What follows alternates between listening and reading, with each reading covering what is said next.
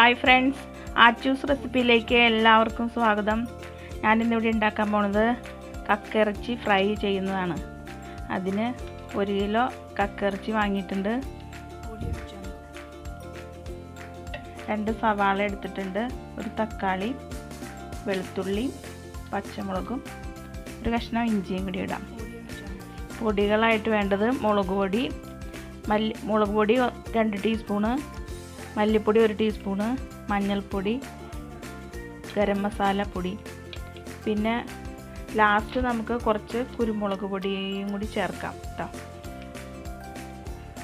പിന്നെ അപ്പോൾ ആദ്യം തന്നെ കക്കയിറച്ചി നല്ലോണം കഴുകിയെടുക്കണം. ഇത് വൃത്തിയാക്കുമ്പോൾ ഇതിങ്ങനെ ഞെക്കി ഇതിൻ്റെ അകത്തുനിന്ന് അഴുക്കുണ്ടാവും, അത് ഞെക്കി കളഞ്ഞിട്ട് വേണം. ഞാനിത് കളഞ്ഞൊക്കെ വെച്ചേക്കുന്നതാണ്.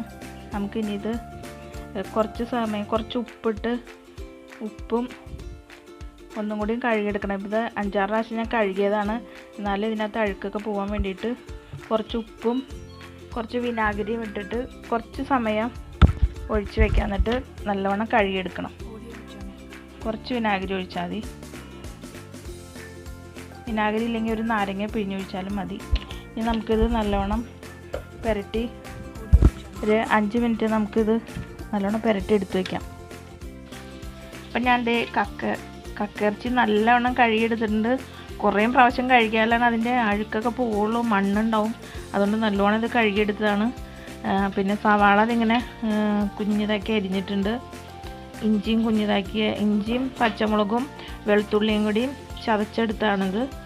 പിന്നെ തക്കാളി കുഞ്ഞിതായിട്ട് അരിഞ്ഞിട്ടുണ്ട്. നമുക്കിനി കക്കയിറച്ചി ഒരു കുക്കറിലിട്ട് നല്ലോണം വേവിച്ചെടുക്കാം. ഒരു 2-3 വിസിൽ വരെ കേൾക്കേണ്ട വരും. അപ്പോൾ ഈ കക്കയിറച്ചിയിൽ ഒരു 1/2 ഗ്ലാസ് വെള്ളം കൂടി ഒഴിച്ചിട്ട് നമുക്ക് വേവിച്ചെടുക്കാം.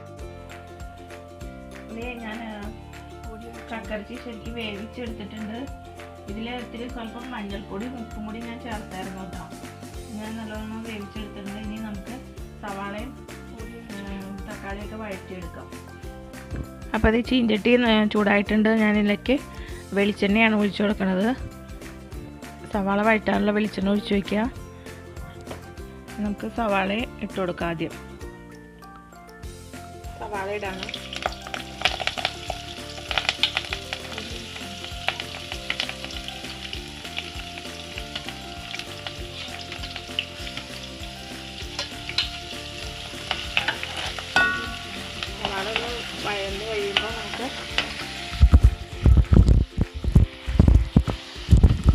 സവാള ഒന്ന് വഴന്ന് കഴിയുമ്പോൾ നമുക്ക് തക്കാളിയും ഇട്ട് കൊടുക്കാം. സവാള ശരിക്കും വഴക്കും. സവാള വാടിയിട്ടുണ്ട്. നമുക്കിനി തക്കാളി ചേർത്ത് കൊടുക്കാം.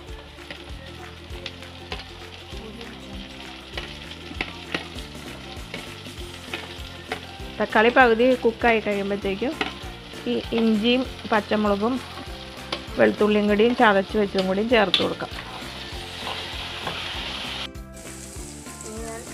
ചതച്ചതും കൂടി ഇട്ട് കൊടുക്കുകയാണ്.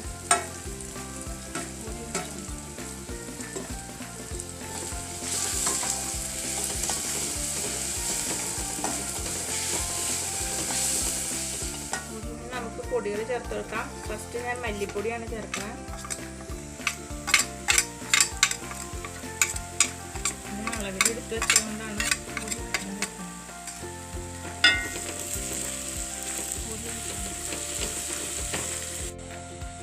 ഈ മഞ്ഞൾപ്പൊടി ഇട്ട് കൊടുക്കാം.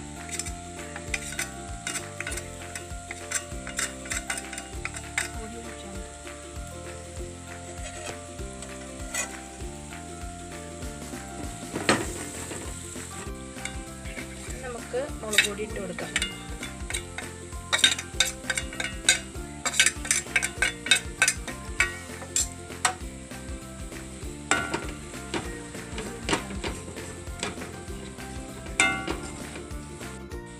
ലാസ്റ്റ് മല്ലിപ്പൊടിയും കൂടി ഇട്ട് കൊടുക്കാം. ലാസ്റ്റ് നമുക്ക് മസാലപ്പൊടിയും കൂടി ഇട്ട് കൊടുക്കാം.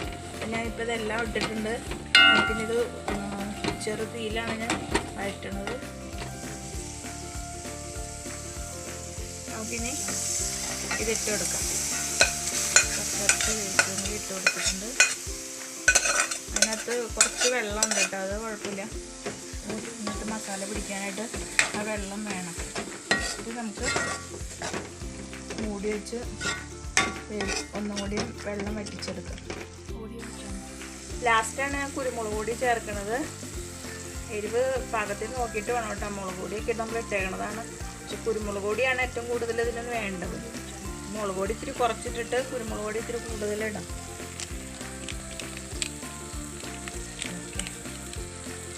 നമുക്കത് ഇളക്കി കൊടുക്കാം.